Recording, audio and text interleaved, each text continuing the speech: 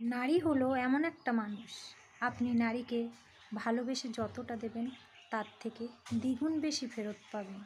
নারী তরল পদার্থের মতো, আপনি ভালোবেসে যখন যেই পাত্রে রাখবেন সেই পাত্রের আকার ধারণ করবে। শুধু তার ভালোবাসার মানুষটিকে কারোর সাথে ভাগ করে নিতে পারবে না, কারণ তার ভালোবাসার মানুষই তার কাছে সবচেয়ে বড় অস্তিত্ব। এছাড়া নারীকে আপনি যা দেবেন তার দ্বিগুণ বেশি ফেরত পাবেন, সেটা হোক ভালোবাসা বা ঘৃণা। যদি আপনি নারীকে সবজি দেন তাহলে নারী আপনাকে রান্না করে খাওয়াবে। যদি আপনি নারীকে গোটা একটা ঘর দেন, নারী আপনাকে স্বর্গসুখের সংসার করে দেখাবে। আর নারীকে যদি আপনি সন্তান দেন তাহলে নারী মায়ের মতো মা হয়ে উঠবে এবং সন্তানকে মানুষের মতো মানুষ করবে।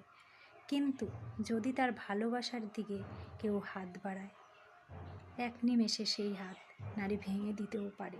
তাই একটা কথাই বলবো, নারীকে কখনো অবহেলা করবেন না।